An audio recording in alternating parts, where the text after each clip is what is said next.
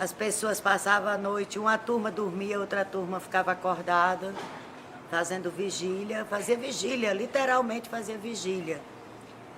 As portas das casas eram tudo com panela, balde, pregado ou encosto escorado, porque se ele empurrasse, tinha a chance de cair.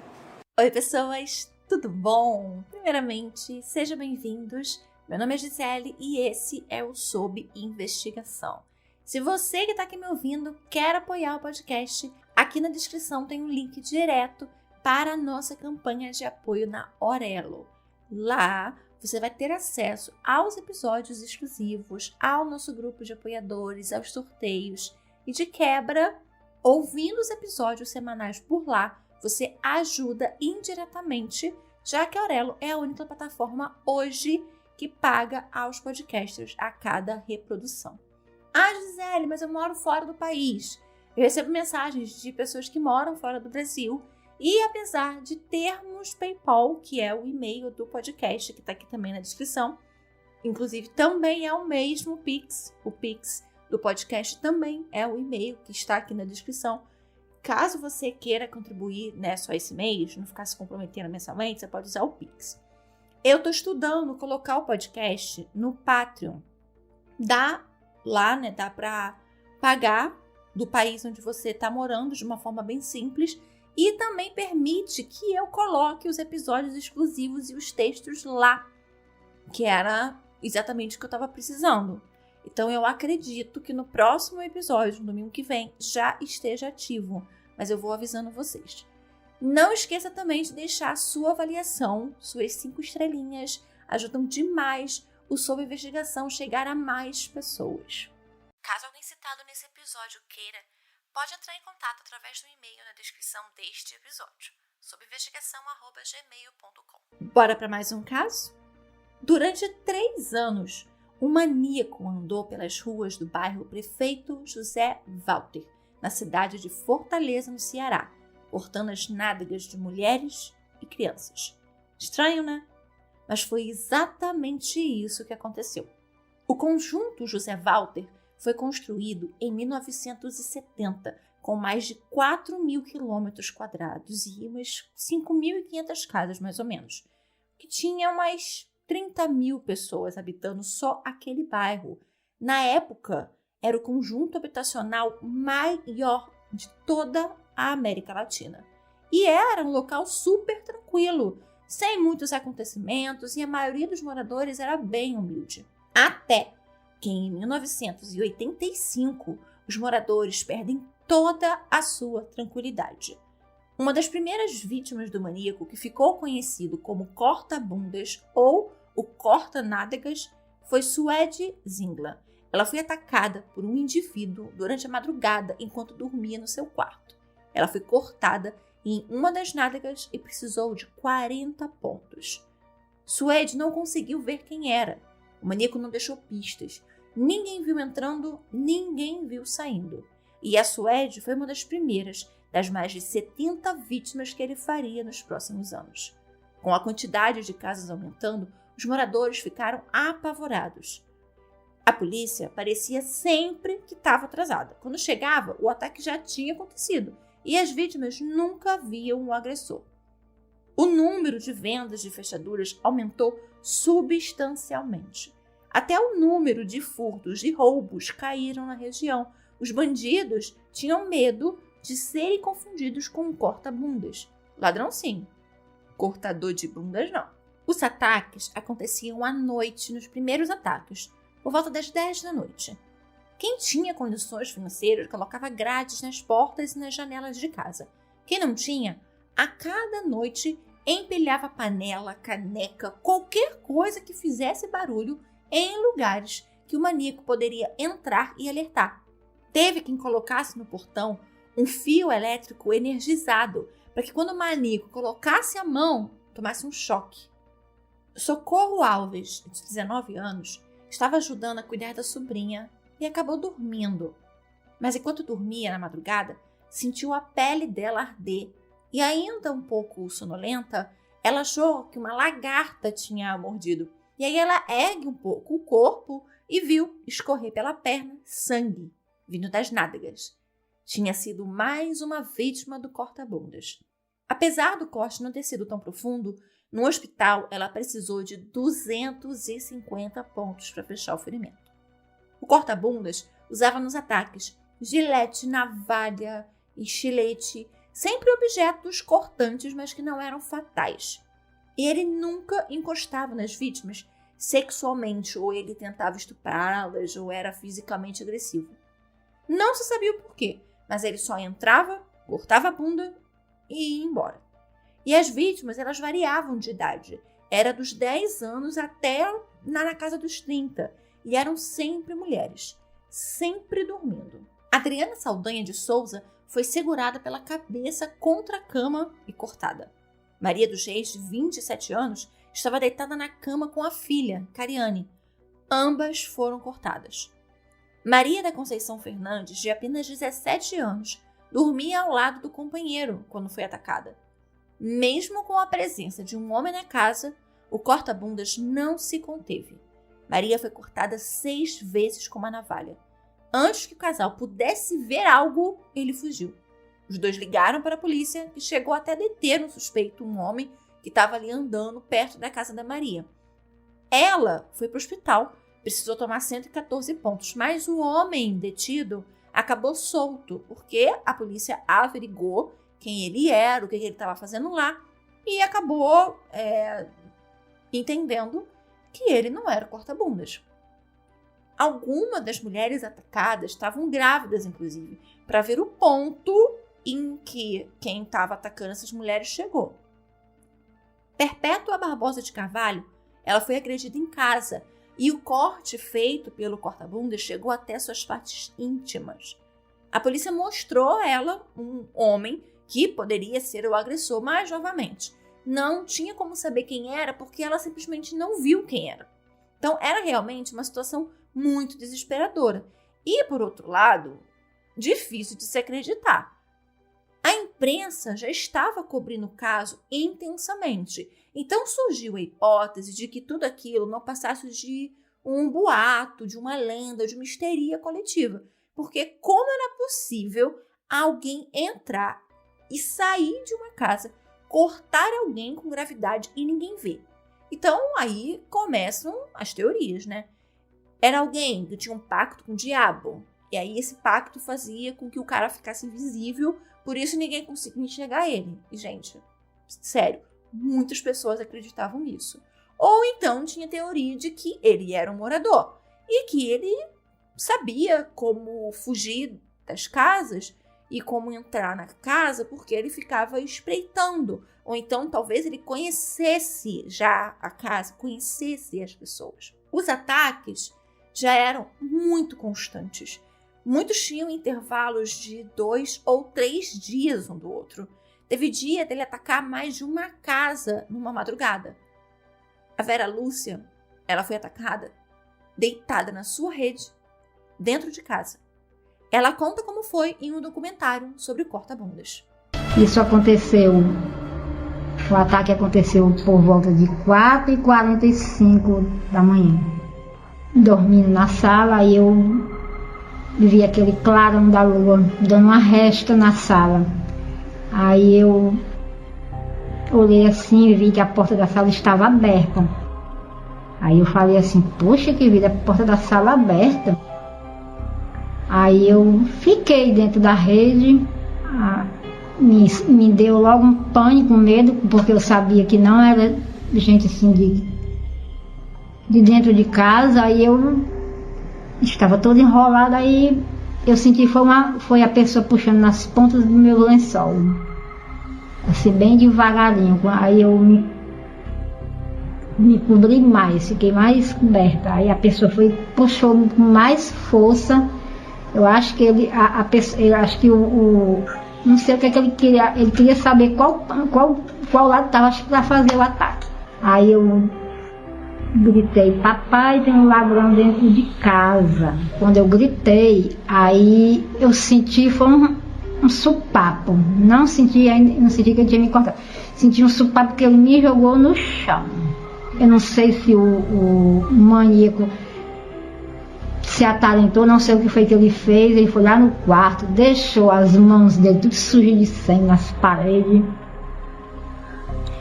E o meu pai ficou muito nervoso, sem saber o que fazer para pedir socorro, que onde a gente morava não tinha casa perto, só a casa da gente, tudo longe, uns 300 metros, casa longe, não tinha como pedir socorro a ninguém. E aí meu pai me levantou do chão, com assim o chão lavado de sangue, com um lençol, porque cortou de meio a meio, o lençol ficou partido. Aí aqui a gente veio para o Flatinho da Parangaba e ali foi feito a mini cirurgia, né, que pegou uns 55 pontos.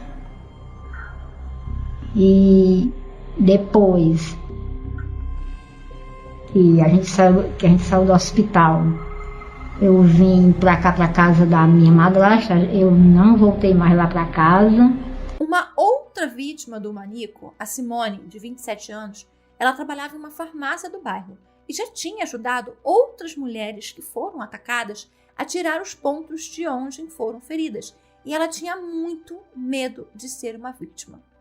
E acabou sendo.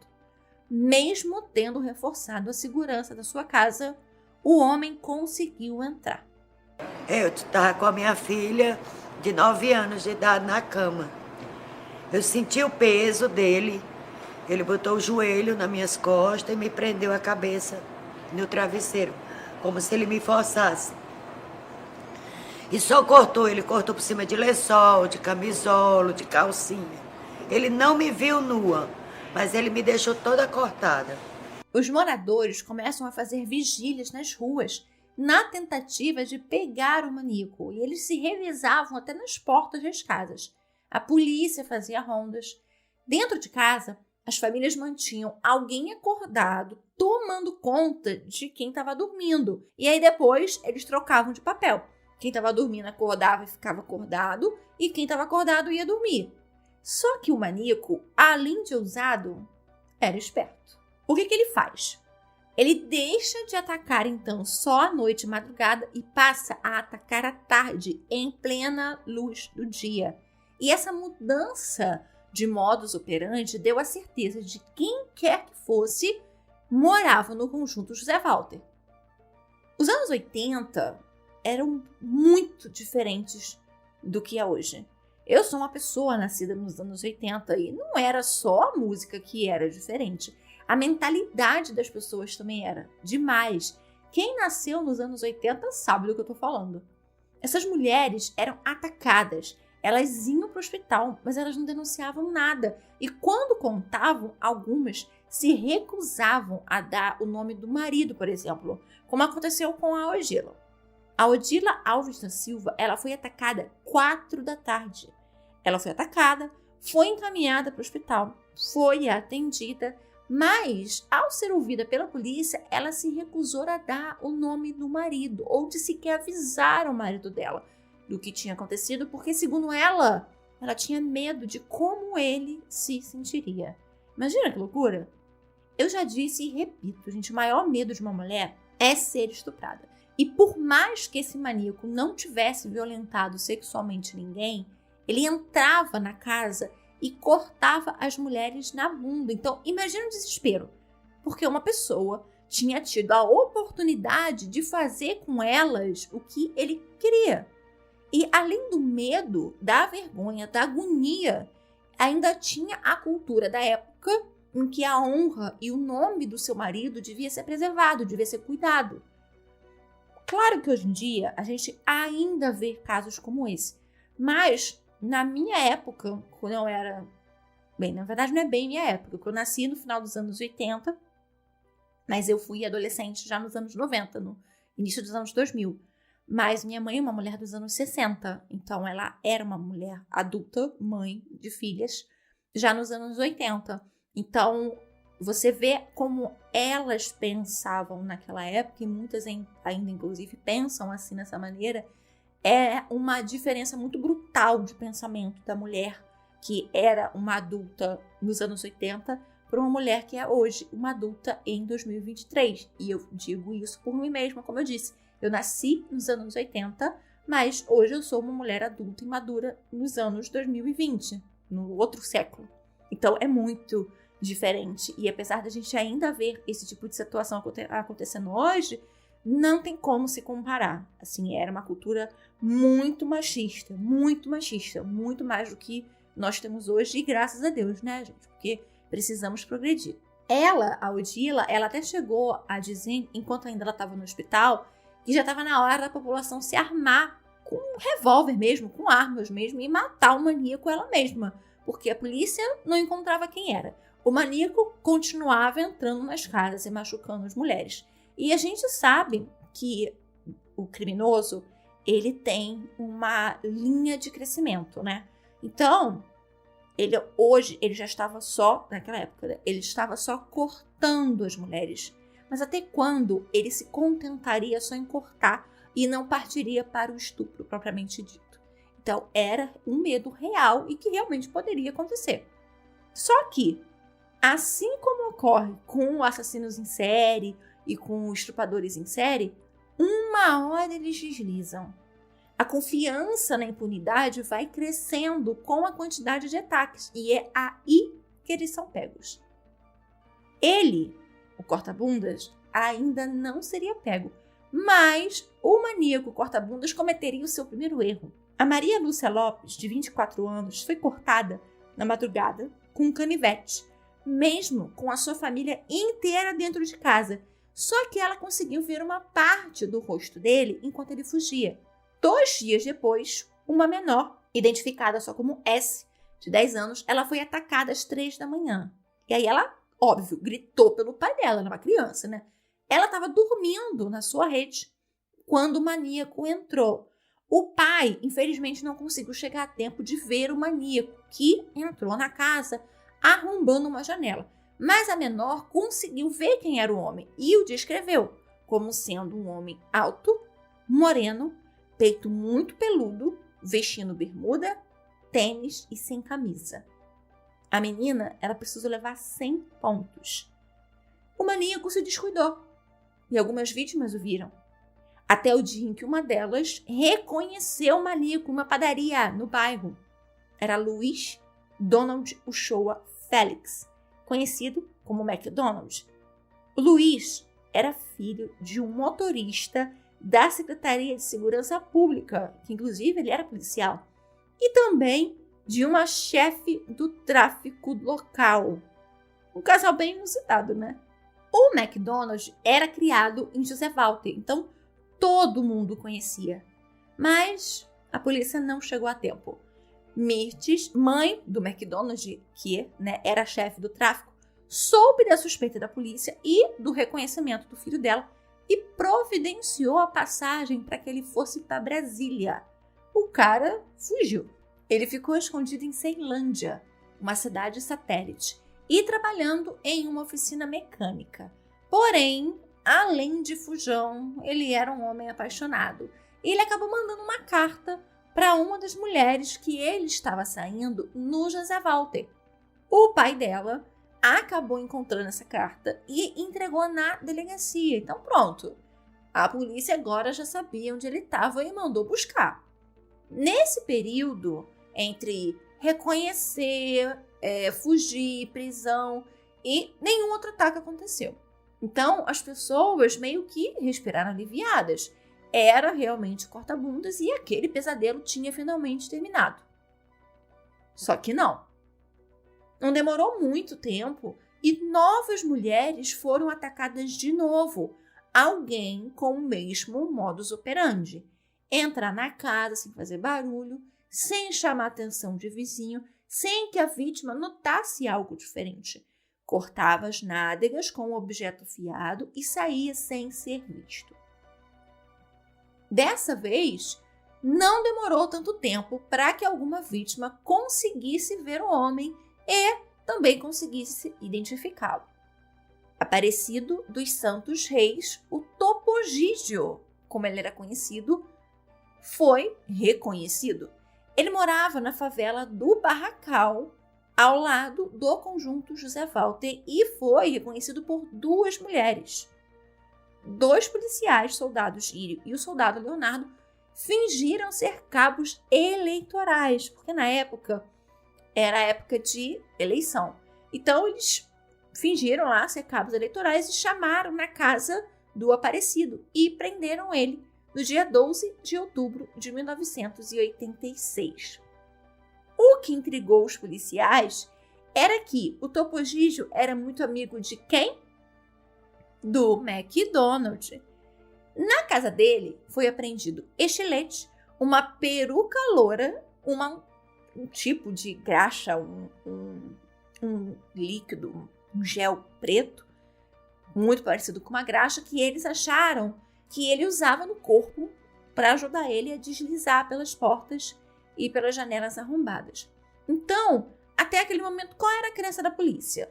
Que a Mirtes, que era a mãe do McDonald, contratou o Topo Gigio, que era muito amigo dele, para cometer os crimes. E a acusação sair do filho dela.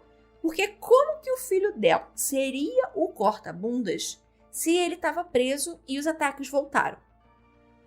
Então, ambos os homens estavam presos e continuavam negando serem corta-bundas. E adivinhem? Os ataques voltaram. Então, assim, o negócio não tinha fim. Parecia que as mulheres do José Walter jamais teriam paz nessa vida.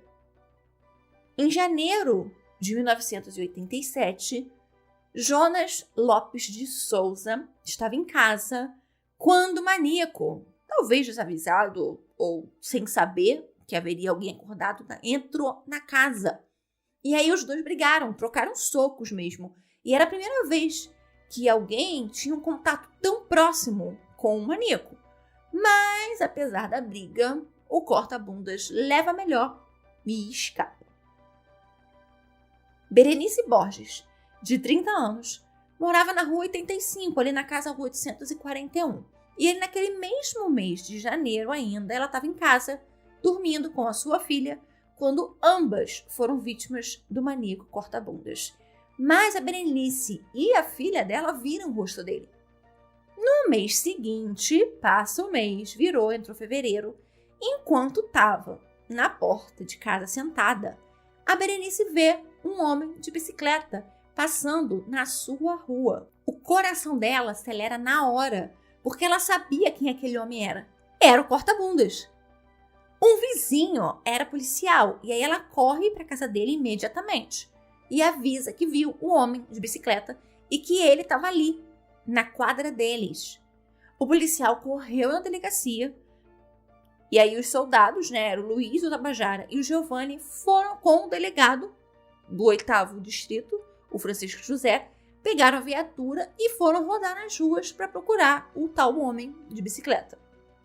Não fica claro como aconteceu, mas esse homem ele acabou caindo da bicicleta e aí ele demorou para conseguir pegar a bicicleta, subir nela de novo, então ajudou com que os policiais tivessem tempo para procurá-lo.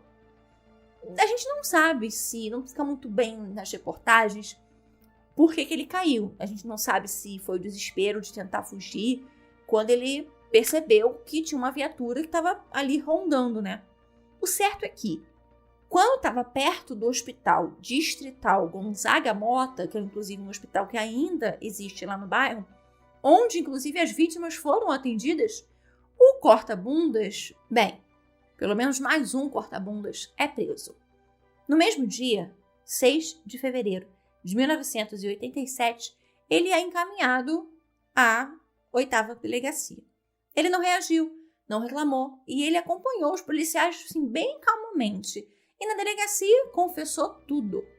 Com ele, os policiais apreenderam 6 giletes, algumas pontas de ferro e também alguns recortes pornográficos. Francisco Evandro Oliveira da Silva tinha 26 anos.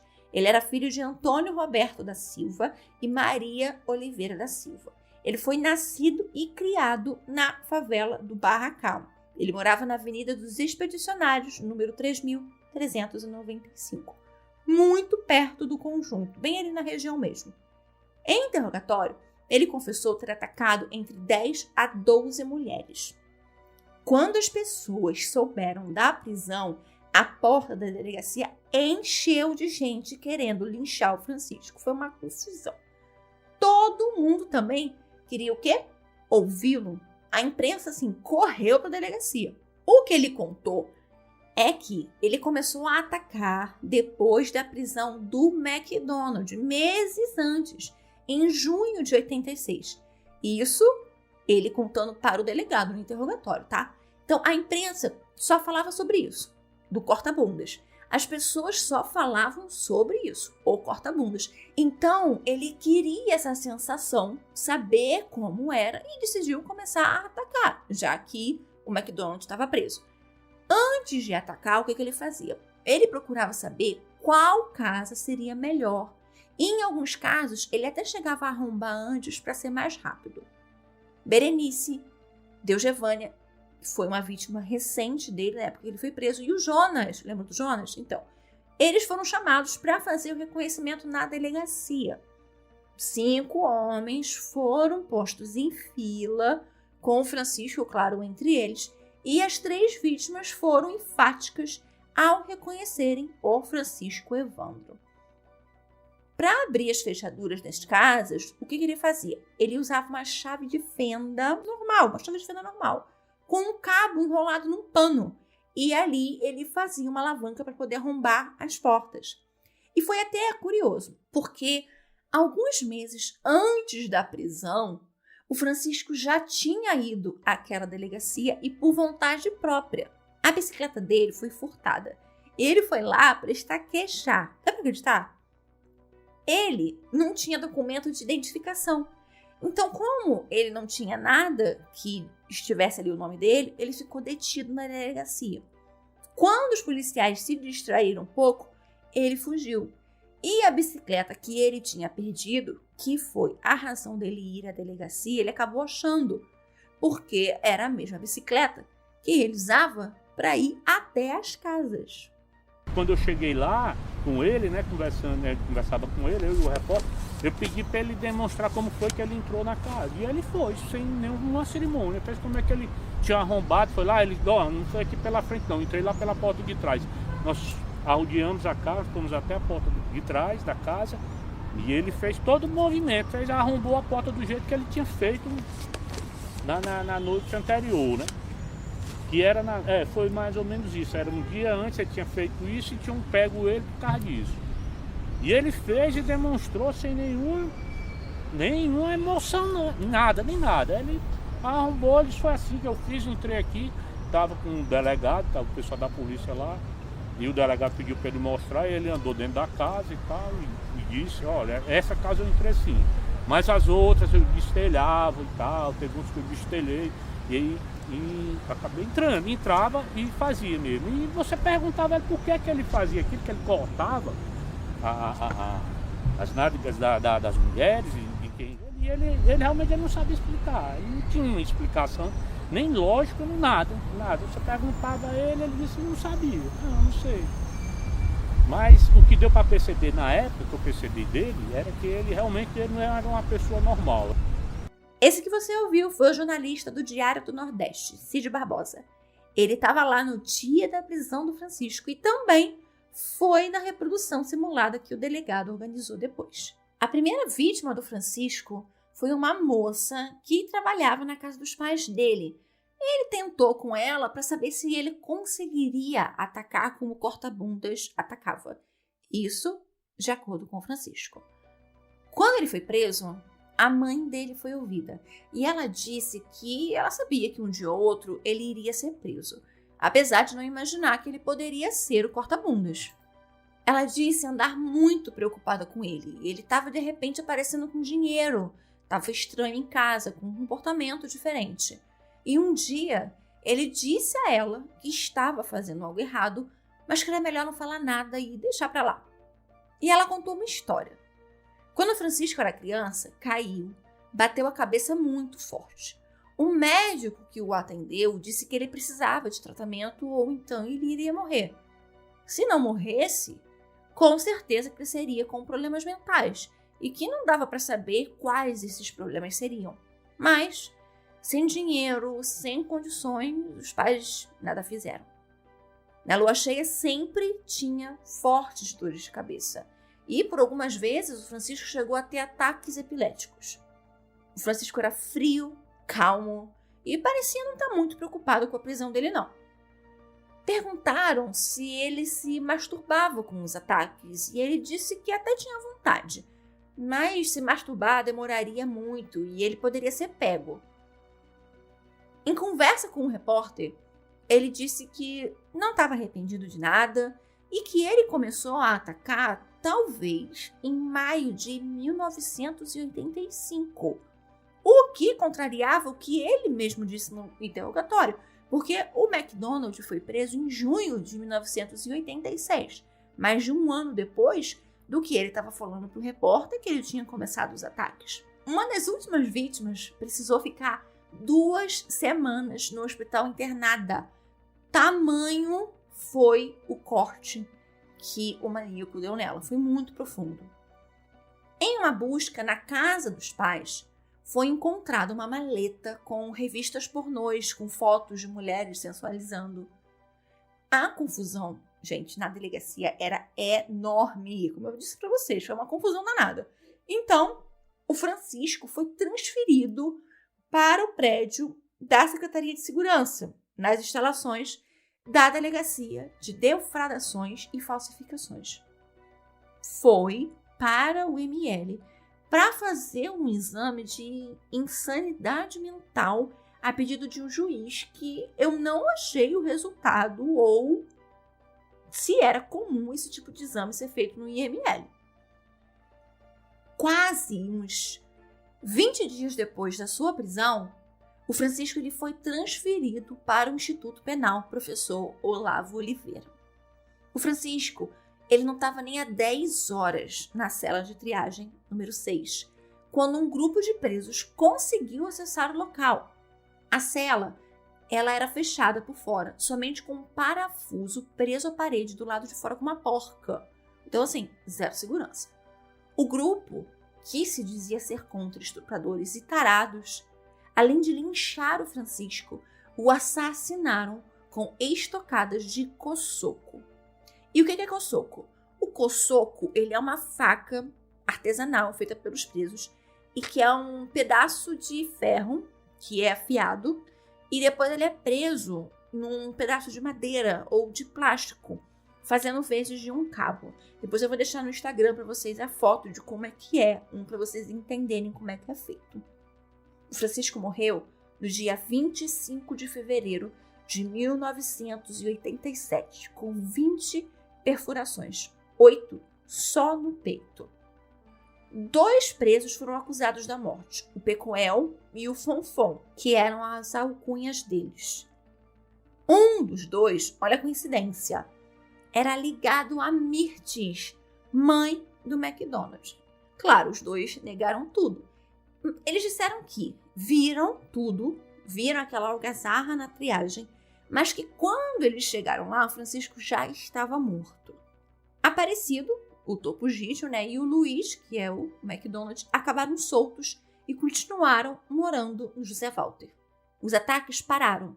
Nunca mais nada aconteceu no José Walter. Esse foi o episódio de hoje, gente. E aí, o que vocês acharam? Quando eu comecei a pesquisar, eu achei esse caso até com características muito parecidas com o Golden State Killer que eu acabei de fazer para apoiadores. Um maníaco que entrava nas casas sem ninguém ouvir, ninguém sabia quem era, ninguém via, ele entrava, fazia o que queria e ia embora. Atacava mesmo com o marido da vítima em casa. Então, assim, vi muitas semelhanças. A diferença tá que um estuprava e matava, e o corta-bundas não fez nada disso. E também, claro, tem o fato de ter tantos corta-bundas, que é o que é mais intrigante nessa história toda. Porque a gente, no fim, fica sem saber se era um ou se foram 3. Os outros 2 presos foram reconhecidos. E quando você vê as fotos dos 3, vocês vão ver que, gente, eles não são nada parecidos. Então, isso realmente me deixou intrigada. Os jornais falavam muito sobre ele talvez ser impotente sexual. Por isso que ele só cortava as bundas, não tentava violentar as mulheres. E tinha a quantidade, né, de revista encontrada com o Francisco, que até poderia corroborar. Mas, não sei, gente. A gente está falando de 1987, de um cara jovem, sem trabalho, sem ter muito o que fazer, sem namorada. Em uma época que Playboy, Hustler, revistas assim, pornôs, estavam muito em alta aqui no Brasil, lá nos Estados Unidos, fora no país, no mundo inteiro, gente. Estava muito em alta. A gente não tinha internet. Não tinha Xvideo, OnlyFans. Gente, não tinha nada disso. Hoje, a facilidade desse tipo de material sexual, tipo, é muito mais fácil. Então, ninguém precisa ficar com um monte de revista embaixo de cama ou dentro de maleta. Até porque hoje em dia nem existe mais Playboy, as brasileirinhas, sei lá. Esse tipo de revista nem existe mais. E dependendo do tipo, né, de conteúdo que você queira, sem ser completo nu, você no Instagram, você acha um monte de mulher de biquíni sensualizando, com fotos mais provocantes. Então, naquela época, os caras só tinham revista mesmo pra ficarem lá olhando. Então, pelo menos assim, vendo a foto da maleta, não me parece ser assim, uma quantidade tão grande de revistas pornográficas a ponto de eu achar que ele tinha uma tara por aquilo. Gente, a minha coleção de pôsteres do Backstreet Boys que eu mantinha escondido embaixo da minha cama era umas 10 vezes maior que a quantidade de revista que ele tinha. Claro, há diferenças de conteúdo. Mas, não sei, eu esperava mais de um pervertido sexual, um tarado por pornografia. Eu esperava uma quantidade bem maior. A gente pode fazer um paralelo, por exemplo, com homens que mantêm esse tipo de conteúdo no celular, em foto, no computador. É uma quantidade imensa, assim. Então, não sei. Isso também fiquei intrigada. Mas eu quero saber a sua opinião. Não só sobre o nome, porque vamos combinar que esse nome é muito engraçado. Assim, bem certeiro, mas bem peculiar. Não só o do corta-bundas, mas os dos presos, gente. Topo Gigio, McDonald's, assim, são nomes muito bons. Mas também eu quero saber a sua opinião sobre Francisco.